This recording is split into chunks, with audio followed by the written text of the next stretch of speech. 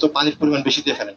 তো যখনই আমি দেখতে পাবো যে এর উপর দিয়ে যে এর নিচ থেকে মাটি দেখা যাচ্ছে, ঠিক তখনই আমরা বুঝতে পারবো যে ধান গাছের আমার সেচের প্রয়োজন, তখনই আমরা সেচ দিব। এরকম আমরা দুইটি আলাদা আলাদা প্লট করেছি। আমাদের একটা প্লটের, যে প্লটে আমাদের এই পানি প্রযুক্তি ব্যবহার করেছি, সেটা আমাদের এডব্লিউডি প্লট ছিল।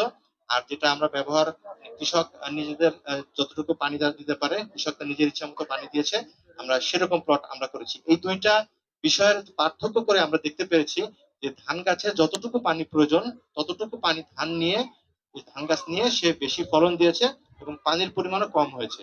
তো মূলত এটি হচ্ছে আমাদের এই পানি সাশ্রয়ী প্রযুক্তি। তো যতটুকু পানি কম হয়েছে সেই পানিটুকু কৃষকের কিন্তু টাকা দিয়ে কিনতে হয়নি। এতে করে কৃষকের কিন্তু উৎপাদন খরচ যেমন কম হয়েছে, ঠিক তেমনি তিনি অর্থনৈতিকভাবে লাভবান হয়েছে। এবং আপনারা জানেন যে আমরা কম্বাইন্ড হারভেস্টর দিয়ে আমরা ধান কাটছি অলরেডি, আমাদের স্যাররা গিয়েছিলেন, আপনারা সবাই দেখেছেন। তো এই যে খামার যান্ত্রিকীকরণের যে বিষয়টা, এই বিষয়টাও কিন্তু আপনারা অনেকেই জানেন। আমরা জানি যে আমাদের এই মুগি ইউনিয়নে বিভিন্ন জায়গায় কম্বাইন্ড হারভেস্টর দিয়ে ধান কাটা হয়েছে। কিছু হারভেস্টর আছে যেগুলো আমরা কিছুদিন আগে বিতরণ করেছি। তো আমরা চাইবো যে কৃষি যেহেতু লেবার এখন সংকট, আমি স্যারদের জ্ঞাতার্থে বলতে চাই, আমাদের মাঠেও কিন্তু স্যার আপনি দেখবেন যে এখন কিন্তু মাঠে অনেক কৃষক স্যার, ওরা এখন ধান কাটতেছে স্যার, এই সামনের মাঠে ওরাও কিন্তু আমাদের কৃষক আর কি, এখন ধান কাটার সময় তারাও খুব ব্যস্ত আসলে। তো ওরাও আসলে অনেক বেশি মানে সহযোগিতা করেছে পুরো গ্রামবাসী, আমাদের লোকাল ইউনিয়নের চেয়ারম্যান মহোদয় যিনি রয়েছেন, আমাদের ইউনো মহোদয়, এবং আমাদের উপসহকারী কৃষি অফিসার যারা ছিল, আমাদের ডিডি অফিসের স্যাররা ছিলেন।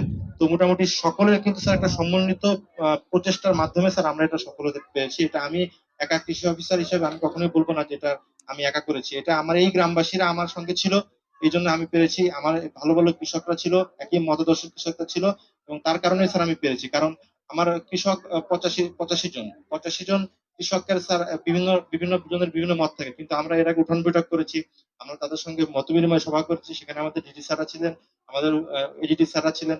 আমরা তাদেরকে প্রশিক্ষণ দিয়েছি, আমরা তাদেরকে তাদের সঙ্গে আমরা আমাদের থিঙ্কিংটা শেয়ার করেছি। প্রথম অবস্থায় আমাদের যখন পানি দরকার নাই, কিন্তু পানি ইচ্ছা মতো দিয়ে রাখে। প্রথম অবস্থায় জমিতে পানি অনেক কম পরিমাণে লাগে, যখন পানি লাগে তখন কিন্তু আমাদের সমস্যা। কারণ গাছগুলো যখন বড় হয়ে যায়, যখন আমাদের চৈত্র মাস এসে যায় দরকার, তখন আমরা দিতে পারি না। কিন্তু যখন আমার দরকার ছিল না, তখন আমরা বেশি বেশি দিয়ে রাখি। এটা কিন্তু দুইটাই আমাদের জন্য কি অপচয়, ক্ষতিকর। তাহলে ফলন দুইটা দিয়ে আমার কম হইতে পারে।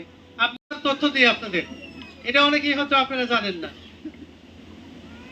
পানির অপর নাম জীবন। এই কথা কি সত্যি আছে? এখন বলা হয়েছে বিশুদ্ধ পানির অপর নাম জীবন। তাই বলে আমরা কত লিটার পানি খাইতে পারবো? আমরা একটা লোক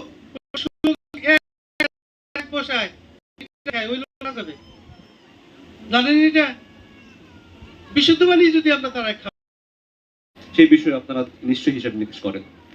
আপনারা যারা যারা এই যে সমন্বয় প্রযুক্তি, এডব্লিউডি প্রযুক্তি, যে পানিকে সেভ করা যে প্রযুক্তি, এটি ব্যবহার করছেন, আপনাদের কাছে অনুরোধ শুধুমাত্র আমাদের কথা বিশ্বাস না করে তারা তাদের রিভিউ নেবেন। পাশাপাশি কোনো সমস্যা হলে কৃষি বিভাগের পরামর্শ নেবেন। কৃষি বিভাগ কিন্তু মানুষের যেমন ডক্টর থাকে না, মানুষের ডাক্তার থাকে, অসুস্থ ডাক্তারের কাছে যাই, আপনাদের জন্য কিন্তু সারা বাংলাদেশে ডাক্তার আছে। এই আপনাদের এই মগি ইউনিয়নেও ডাক্তার আছে। ডাক্তার বলতে কে? কৃষির সম্প্রসারণ কর্মকর্তা, যিনি উপসহকারী কর্মকর্তা রয়েছে। পাশাপাশি আপনার মাগুরা শহরে যেতে পারেন, কৃষি বিভাগ আছে, জেলা কৃষি অফিস আছে। সুতরাং আপনাদের সমস্যার কোনো কিন্তু এখানে, যে নতুন একটা প্রযুক্তি কেউ ব্যবহার করলে আমরা আগে দেখি যে সে কেমন করছে। আপনাদের কাছে অনুরোধ, যারা এই প্রযুক্তি ব্যবহার করছেন তাদের কাছে আপনার দেখেন, তাদের কাছে পরামর্শ নেন,